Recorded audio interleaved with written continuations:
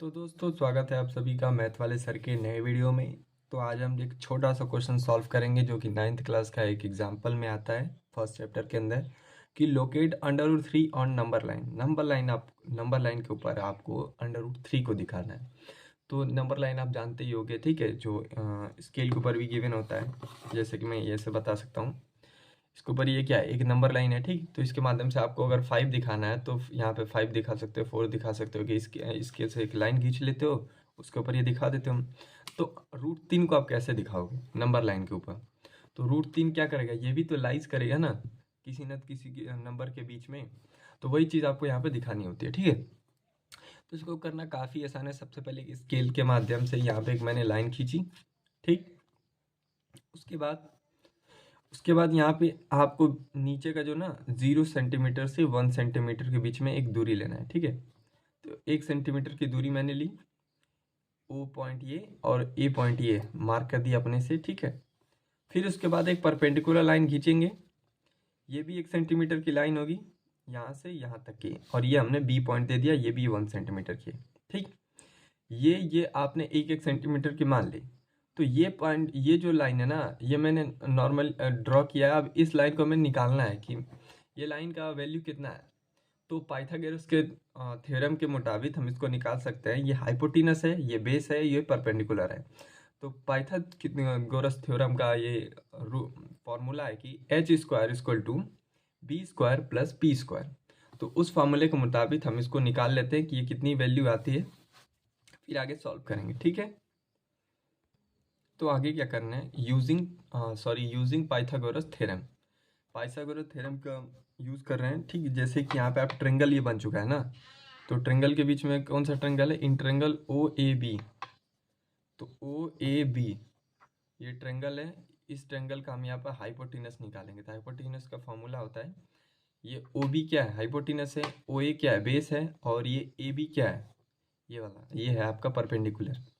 तो hypotenuse square is equal to base square plus आपका perpendicular square. तो base की वैल्यू क्या है 1 सेंटीमीटर, और ये है परपेंडिकुलर की वैल्यू क्या है 1 सेंटीमीटर। ये तो हमें पता नहीं, यही तो निकालना है। तो इन दोनों को ऐड करोगे तो 1 का स्क्वायर 1 ही होता है, 1 का स्क्वायर ये भी 1 ही होता है, 1 1 क्या होता है 2 होता है। और आपको पता है मैथमेटिक्स के अंदर कि जब भी हम स्क्वायर को बराबर के इस साइड पर छांतर करते हैं, लेकर आते हैं, ट्रांसफर करते हैं, तो वहाँ पे अंडर रूट हो जाता है। तो ये अंडर रूट 2 हो जाएगा, ठीक। तो इसकी वैल्यू कितनी आ गई, अंडर रूट 2। हाइपोटेनस हमारा अंडर रूट 2 आ गया। तो यहाँ से हमने क्या किया, अंडर रूट 2 की वैल्यू निकाल दी। तो यहाँ से यहाँ तक की वैल्यू लेंगे ऐसे नाप कर, ठीक, ऐसे यहाँ पे लेके, फिर उसके बाद यहाँ से एक यहाँ से हमने बना दिया एक लाइन, ठीक। ये लाइन कौन सी है, तो ये अंडर रूट 3 है, सॉरी अंडर रूट 2 है। अंडर रूट 2 वैल्यू आई थी ना, और इसको मान लेते हैं पॉइंट सी। यानी कि अंडर रूट 2 को अगर आपको दिखाना होता तो यहाँ तक आप छोड़ देते हो, तो ये अंडर रूट कंप्लीट हो गया। अंडर रूट 2 आपने नंबर लाइन के ऊपर दिखा दिया, ठीक। फिगर को यहाँ पे जूम करके समझ सकते हैं, क्योंकि फिगर छोटा बनेगा ही, क्योंकि हमने 1 सेंटीमीटर का लिया है। तो यहाँ से अब ओ और ये सी पॉइंट, तो ओ सी का वैल्यू कितना है, ओ सी इक्वल टू आया अंडर रूट 2। अंडर रूट 2 को हमने दिखा दिया, अब बारी है अंडर रूट 3 को दिखाना है, ठीक है। तो अंडर रूट 3 दिखाने के लिए अब एक और काम करेंगे कि ये जो पॉइंट है ना, यहाँ से, ठीक, यहाँ से यहीं से बिल्कुल 1 सेंटीमीटर और क्या कर लेंगे, परपेंडिकुलर ले लेते हैं। क्यों, क्योंकि हमें दो साइड अपने से 1 1 सेंटीमीटर मानते थे ना।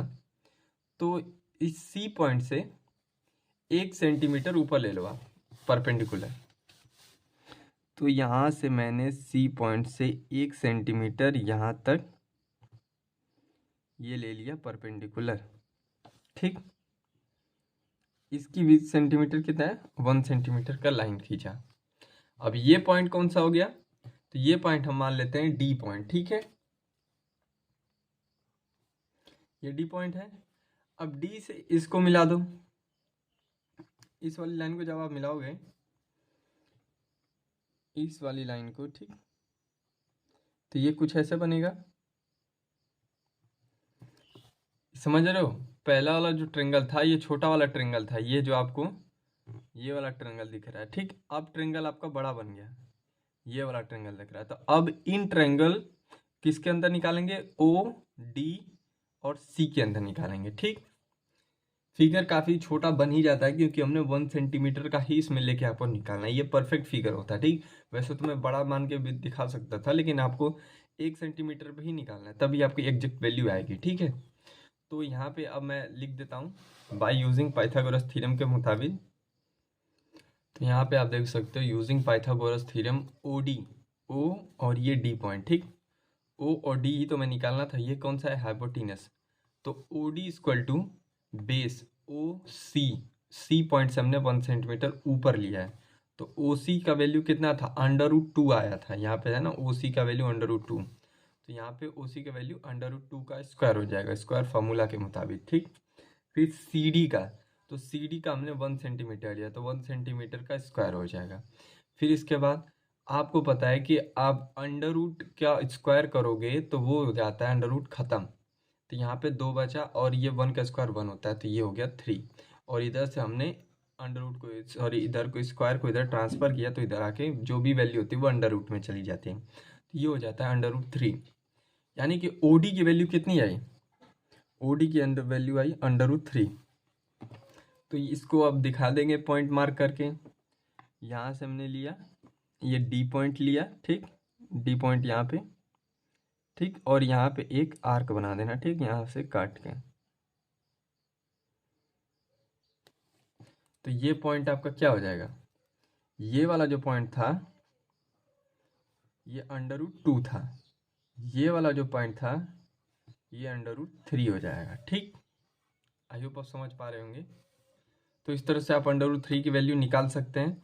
और इस पॉइंट को आप कुछ भी मान लेते हैं पी पॉइंट, तो ओ से पी की वैल्यू क्या हो जाएगी? O P equal to √3। और यही हो गया आपका आंसर, ठीक। देखिए फिगर में यहाँ पे मतलब बहुत कचड़ा हो गया। फिगर में कचड़ा होने का मतलब ये है कि 1-1 सेंटीमीटर की दूरी लेनी थी, क्योंकि परफेक्ट फिगर बनाना था, इसलिए मैंने 1-1 सेंटीमीटर की दूरी ली। अगर इसके बीच में मैं 4-5 सेंटीमीटर का दूरी लेता तो फिगर थोड़ा बड़ा लगता, तो दिखने में अच्छा लगता, ठीक। तो इस तरह से आप सॉल्व कर सकते हैं। आई होप आपको समझ में आ गया होगा कि कैसे इसको दिखाते हैं नंबर लाइन पे। मिलते हैं अगले वीडियो में, तब तक के लिए पढ़ते रहिए।